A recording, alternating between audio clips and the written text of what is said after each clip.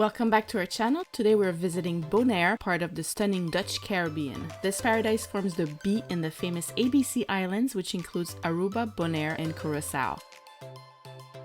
Bonaire is situated 50 miles from the shores of South America, has incredible snorkeling and dive sites, is home to over 10,000 flamingos, and works hard to protect its ecosystems, making it a haven for biodiversity.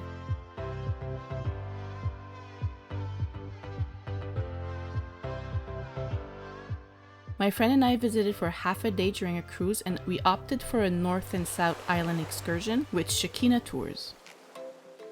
Our first stop was the historic slave huts. Sadly, Bonaire used to be a major hub for the Dutch slave trade. Up to 7 slaves lived in these small houses while they worked in the salt mines. It is a powerful reminder of a dark past that visitors need to see when coming to the island. These huts are a testament to Bonaire's past and the resilience of its people, and they are maintained as crucial pieces of history for future generations.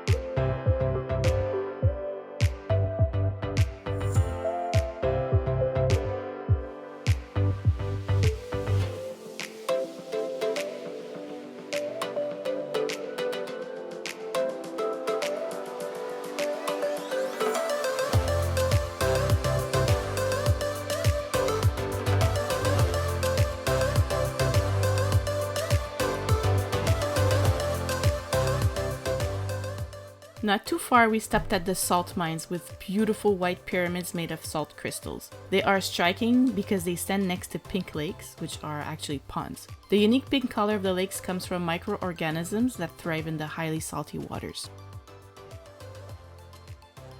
Next, we headed to 1000 Steps Beach, one of the most famous beaches in Bonaire.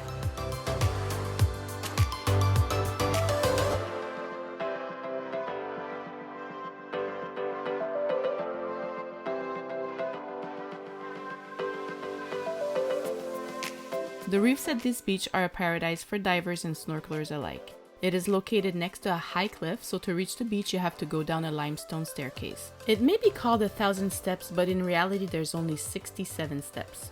The truth is, it must feel like 1000 steps to divers who have to carry their heavy gear up and down. By the way, I just have to mention that the color of the water at this beach is simply out of this world.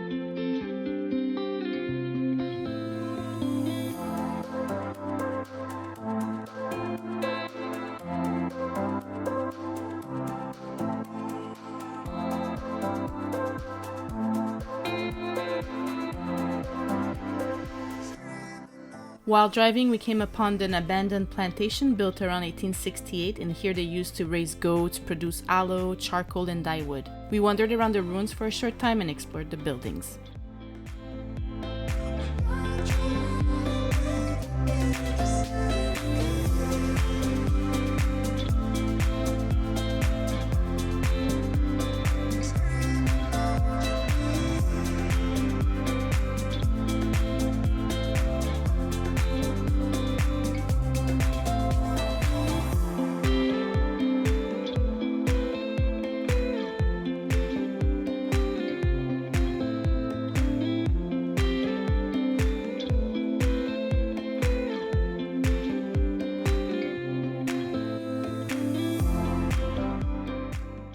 Leaving the coast behind, we ventured towards Goto Lake, located on the edge of Washington's Slack Bay National Park. This protected area is a haven for wildlife. Flamingos, herons, and pelicans are just a few of the creatures that call this place home.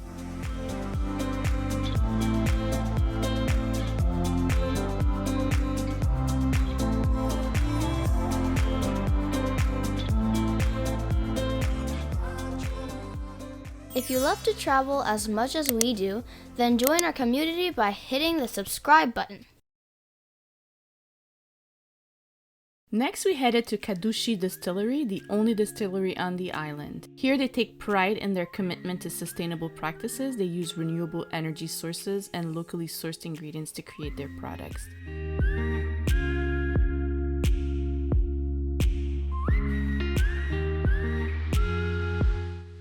We had the chance to taste some of their signature cactus liqueurs.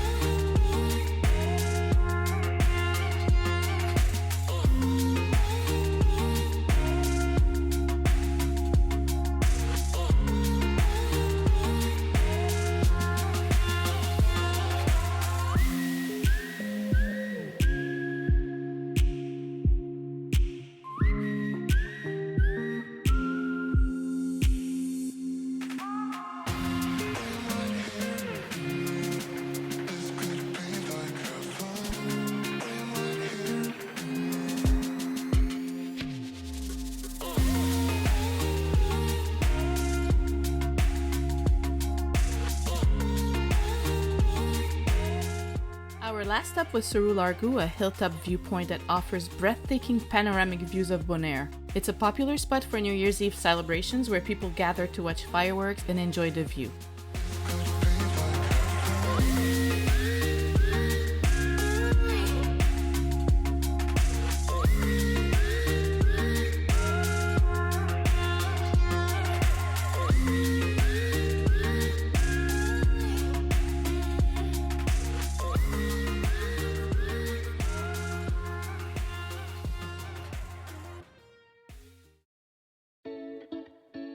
We only had half a day on the island because our ship was set to leave at 1 p.m.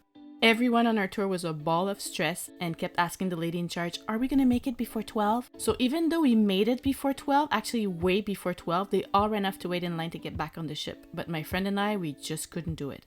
We decided we couldn't leave Bonaire without first taking a swim in the beautiful turquoise water. We jumped in from a nearby small dock that had amazing views of our ship. It was 1,000,000% worth it.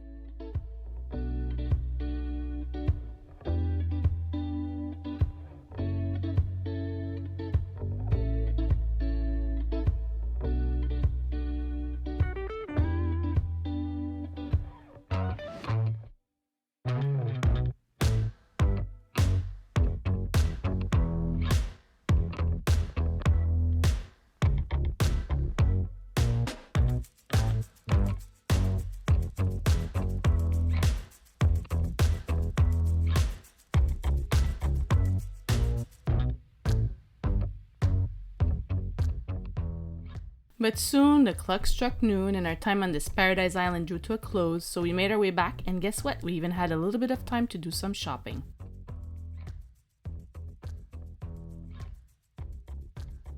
We hope you enjoyed getting a glimpse of Bonaire, and I cannot wait to go back and further explore this island. I know my family would love to see it too. It's the kind of place that keeps you wanting to go back for more. The truth is, I've already started looking up ways to make this trip happen so we can all experience Bonaire's beauty together. Thank you for watching and see you next week!